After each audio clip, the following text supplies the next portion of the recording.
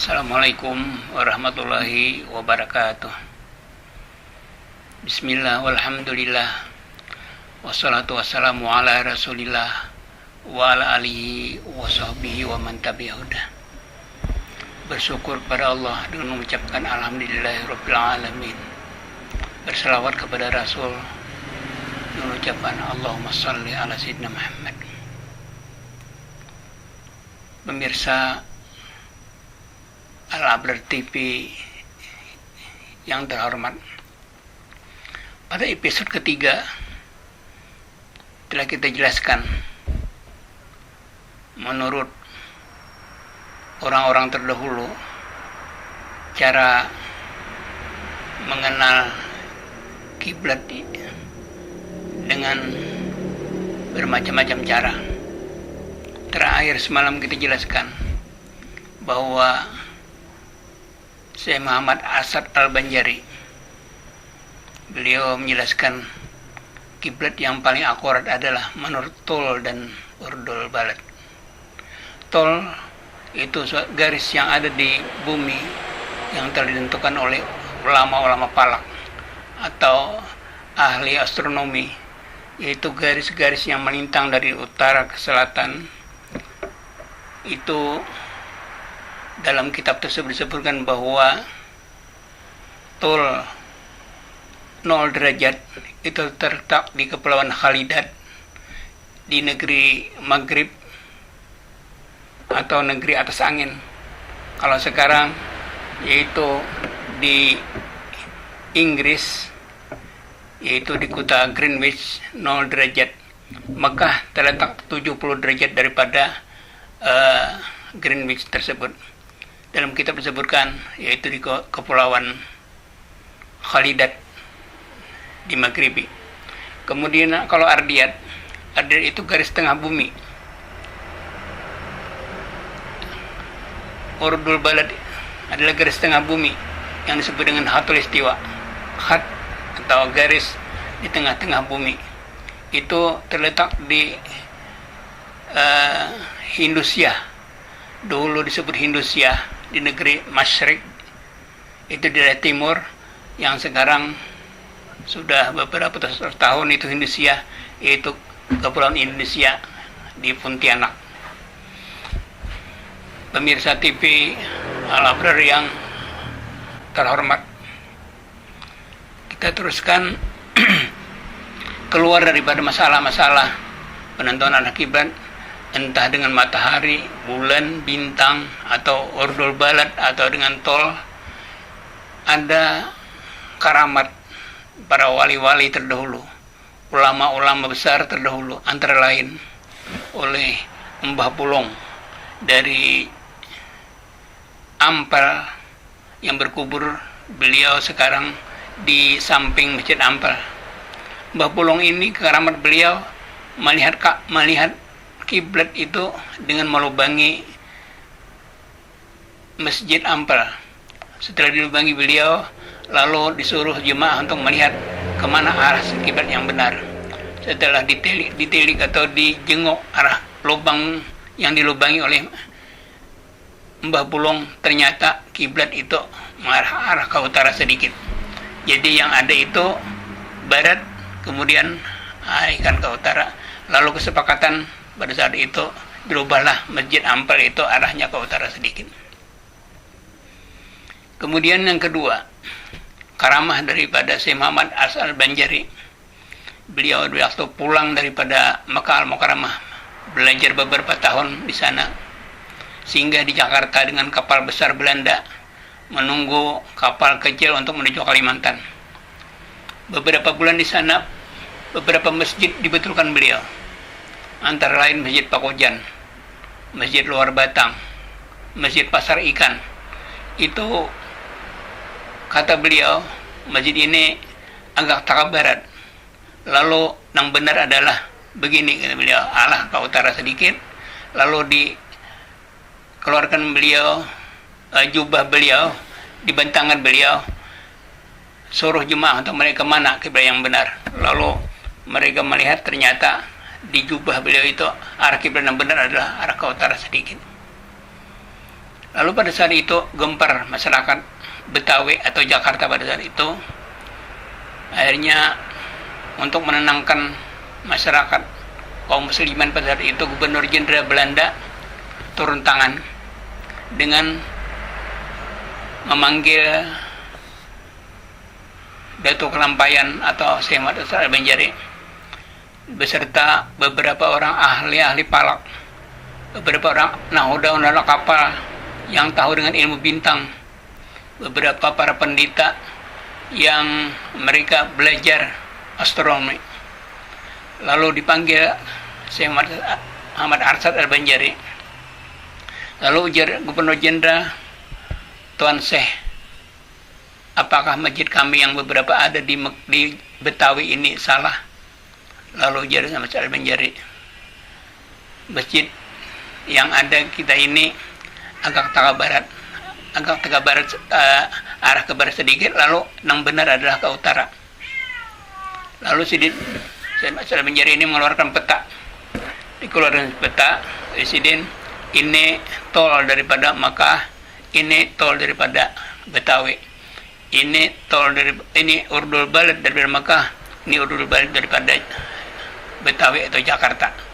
Lalu digariskan beliau, nah kalau masjid yang ada ini arah ke barat, kata beliau adalah naikkan ke utara sedikit. Nah, lalu Gubernur Belanda bertanya kepada orang-orang yang ahli pada saat itu, kata mereka benar, itu sebenarnya adalah arah ke utara, letaknya Ka'bah, letaknya Makkah Al-Mukarramah. Lalu dibetulkan beberapa masjid pada saat itu Masjid Pakojan, Masjid Luar Batang, Masjid Pasar Ikan, dan sebagainya. Itu karamat daripada Syekh Muhammad Al-Banjari. Kaum muslimin yang terhormat, pemirsa TV Al-Abrar yang berbahagia, dalam kesempatan ini kami akan mengetengahkan beberapa cara yang mudah yang dapat kita buat sendiri di rumah kita masing-masing, karena hampir seluruh masyarakat kita itu memerlukan kiblat yang benar, karena mereka menentukan arah kiblat menurut masjid yang ada di sekitar rumah mereka, menurut langgar yang ada di sekitar rumah mereka. Langgar arah ke sana kiblatnya, rumah-rumah di sekitar langgar itu menurut apa ke sana. Lalu di kesempatan ini kami akan membuat satu cara untuk menentukan arah kiblat yang mudah dan praktis dan dapat dibuat sendiri dengan alat-alat yang sederhana. Yang pertama, kita menurut perjalanan matahari, karena matahari itu berputar di bumi ini 6 bulan ke atas, 6 bulan ke bawah. Pada saat ke atas dan ke bawah itu ada 2 waktu yang matahari itu tepat di atas kota Mekah. Asyamsu tajri li mustaqarril laha. Matahari itu berjalan di realnya, tepat di realnya, tidak mau berubah. Januari, Februari, Maret, April, Mei, Juni, Juli, Agustus, September, Oktober, November, Desember, Januari, Februari, Maret, perputaran matahari. Kemudian yang kita pelajari hari ini, kita mengenal kapan matahari itu berada tepat di atas kota Mekah. Itu yang pertama pada bulan Mei, tanggal 27 Mei, itu setiap tahun 27 Mei itu matahari tepat di atas Ka'bah, tepat di kota Mekah, itu pada jam 17.18 menit. Jadi matahari di sini, ini Ka'bah, pas di atas ini pada tanggal 27 Mei. Jadi di mana saja orang berada, baik di Indonesia, baik di Malaysia, Brunei, bahkan Jepang, Filipina, Australia, bahkan di barat, di mana saja berada, dapat menentukan pada tanggal 27 Mei itu untuk kita di Indonesia jam 5.18 menit. Tapi untuk orang di lain-lain. Di Jepang misalnya itu waktunya lain, orang di Belanda lain, orang di Amerika lain waktunya, cuma harinya tepat pada tanggal 27 Mei. Ini lampu, ini bumi, ini misalnya matahari, jadi di atas ini, jadi orang sini pasti ke sini, orang sini ke sini, orang sini ke sini. Nah itu yang paling mudah, cuma madangnya ada setahun, maka hanya ada tanggal 27 Mei. Yang kedua, karena matahari berputar, Mei, Juni sudah keluar, kemudian berbulik pulang, Juli di atas lagi. Juli pada tanggal 15 Juli tepat di atas Ka'bah. Jadi 15 Juli tepatnya 13, 14, 15, 16, 17 itu tepat saja di atas Ka'bah. Jamnya tabinya jam 17.27 menit atau jam 5.27 menit. Jadi pukul 5 itu di Indonesia, di Kalimantan, di kandangan ini jam 5.27 menit. Kalau ada bayang-bayang matahari pada saat itu, itulah arah kiblat yang betul. Jadi kada usah pakai urdul balad, kada usah pakai bulan, nah dan lain sebagainya, kompas. Pokoknya bilinya tanggal 27 Mei dan tanggal 15 Juli itu 2 kali setahun terjadi penentuan arah kiblat. Ini yang paling mudah. Jadi bilinya ada bayang-bayang matahari pukul 5 itu, pukul 5 lewat sedikit, entah pukul 5 lewat 18 itu pada bulan Mei, atau 5 lewat 27 itu bulan Juli. Nah, di sana menentukan arah kiblat di mana aja orang berada. Nah, inilah cara menentukan arah kiblat yang paling mudah dan dapat diketahui orang umum. Siapa saja dapat mengetahuinya asal tanggalnya tanggal 27 Mei dan tanggal 15 Juli. Silahkan tunggu.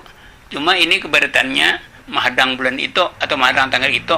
Nah, setahunan menghadang makan. Nah, jadi apabila sudah ada itu, jaga aja itu, itulah arah kiblat yang benar. Dikatakan orang kiblat beralih lantaran Gunung Merapi, lantaran pengisiran lempengan-lempengan bumi. Tidak. Jadi mulai dahulu 200-300 tahun lewat, tanggal 27 Mei tetap di atas Ka'bah. Tanggal 15 Mei, tanggal 27 Mei tetap di Ka'bah. Tanggal 27 Juli tetap di Ka'bah. Matahari pada saat itu. Yang disebut orang sekarang, orang matahari itu kapat di Makkah. Lain kapat di kita. Kalau kapat di kita, itu tanggal 30 September kapat di Indonesia itu. Ini cara yang pertama menentukan arah kiblat yang paling mudah. Kalau usah pakai GPS, kalau pakai HP, kalau usah pakai kompas, menentukan itu dengan cahaya matahari, tapi menghadangnya pukul 5 lewat sedikit. Itu cara yang pertama.